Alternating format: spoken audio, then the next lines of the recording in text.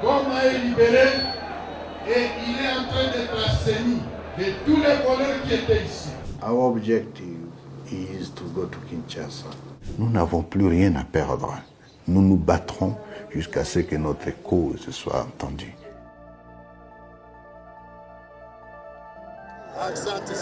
Libérateur, opportuniste, marionnette du Rwanda, qui est vraiment Corneille Nangaa, revenu sur le devant de la scène depuis la prise de Goma par le M23, fin janvier 2025? C'est quelqu'un qui commence sa carrière à la commission électorale congolaise dès 2005 sous l'abbé Malou Malou. Donc 10 ans avant qu'il prenne ses fonctions lui-même de président de la commission électorale. Après la démission en octobre 2015 de son prédécesseur pour des raisons de santé, Corneille Nangaa se porte candidat au poste de président de la CENI. Mais son nom est loin de faire l'unanimité. Il y a des dissensions entre les différentes communautés religieuses, notamment la principale d'entre elles, la Synco, qui représente l'Église catholique, est fondamentalement opposée au profil de Corneille Nangaa parce qu'elle veut privilégier un profil issu de la société civile. À ce moment-là, Corneille Nangaa bénéficie d'un soutien décisif qui est celui du président de l'époque, Joseph Kabila. Finalement, Corneille Nangaa obtient gain de cause. Il prend ses fonctions en novembre 2015. C'est lui qui, le 10 janvier 2019, proclame les résultats donnant Félix Tshisekedi vainqueur de la présidentielle. Et proclamé provisoirement élu président de la République démocratique du Congo, Monsieur Tshisekedi Tshilombo Félix. L'annonce provoque un tollé. Le lendemain, son principal rival, Martin Fayulu, revendique la victoire. Les résultats compilés par la Senko et l'Église du Christ au Congo le donnent aussi vainqueur. Dans les semaines et même les mois qui suivent, la controverse fait rage. Corneille Nangaa, d'ailleurs, qui va par la force des choses rester président de la CENI jusqu'en 2021, va jouer dans ces années-là une sorte de rôle de conseiller de l'ombre sur les questions électorales pour Félix Tshisekedi, un rôle totalement informel, mais il existe des relations assumées entre les deux hommes à cette époque-là. Des liens religieux d'abord. Ils fréquentent tous deux le Centre missionnaire Philadelphie, une église pentecôtiste de Kinshasa, très fréquentée par la classe politique. Des liens politiques aussi. En mars 2019, Christophe Basséa Nangaa, le frère de Corneille Nangaa, est élu gouverneur de la province du Haut-Uélé. Il se présentait alors sous les couleurs de Congo Espoir, parti qui, après avoir soutenu Joseph Kabila, s'est rallié à Félix Tshisekedi. En mars 2019, coup de tonnerre. Corneille Nangaa est placé sous sanction par les États-Unis. Le Trésor américain l'accuse de corruption et d'entrave au processus électoral. Corneille Nangaa fait alors tout pour faire annuler ces sanctions, sans succès.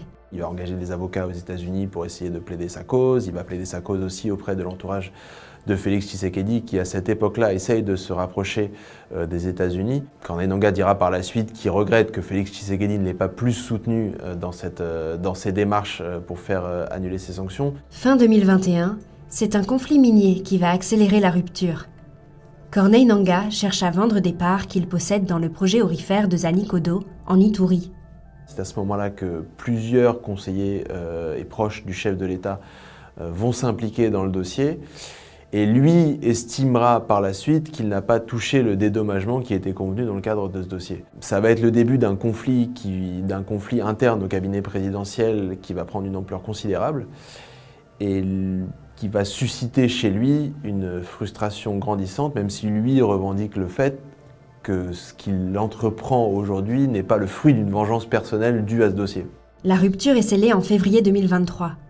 Corneille Nangaa annonce la création de son parti politique et se déclare candidat à la présidentielle de décembre. Corneille Nangaa, qu'on avait connu jusque-là dans le costume d'un expert électoral, tout d'un coup devient un rival politique pour Félix Tshisekedi. Et lui dit que c'est ce qui marque le début de ses ennuis d'une certaine manière qui vont le pousser par la suite à l'exil qu'il dit forcé. La menace de mon intégrité physique est réelle.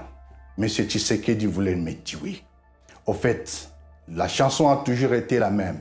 Nangaa en connaît un peu trop. Il en sait un peu trop. Et c'est ça le problème. Pour se défendre, Corneille Nangaa passe à l'attaque. En septembre 2023, Il accuse Félix Tshisekedi d'avoir conclu un accord secret avec Joseph Kabila pour accéder au pouvoir. Nous allons rendre public l'accord. Et l'accord a pour objet le partage du pouvoir. Le supposé accord ne sera finalement jamais rendu public. Pendant plusieurs mois, Corneille Nangaa s'efface du devant de la scène. Il multiplie les déplacements à l'étranger, en Belgique, en Italie, au Ghana, mais surtout en Ouganda. Corneille Nangaa va passer beaucoup de temps en Ouganda. Il y établit une sorte de base arrière pendant tous ces mois. On ne sait pas trop où il se trouve. L'Ouganda, à ce moment-là, a un rôle un peu flou dans le conflit parce que Kampala a servi de base arrière à toute une partie des membres du M23 après leur défaite militaire en 2013.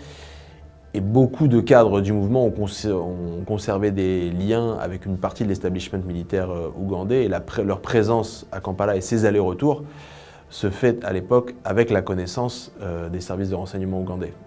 Le 15 décembre 2023, après des mois de silence, Corneille Nangaa réapparaît aux côtés de hauts cadres du M23 dans un hôtel de Nairobi. À quelques jours de la présidentielle, il officialise la création de l'Alliance Fleuve Congo.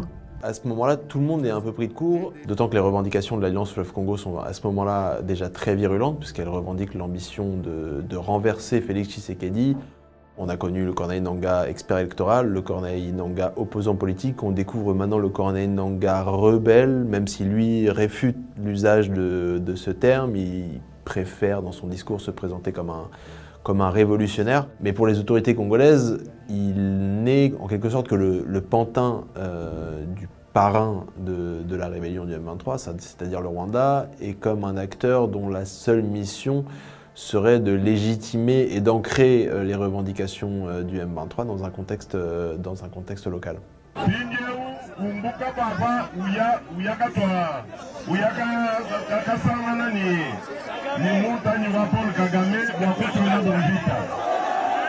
Le 8 août 2024, Corneille Nangaa est condamné à mort in absentia pour crime de guerre par la justice militaire. Marionnette de Kagame, Corneille Nangaa serait aussi l'homme de Kabila, selon le président congolais. Joseph Kabila, n'en parlons pas. Lui, il a carrément boycotté les élections et prépare une insurrection, parce que l'AFC, c'est lui.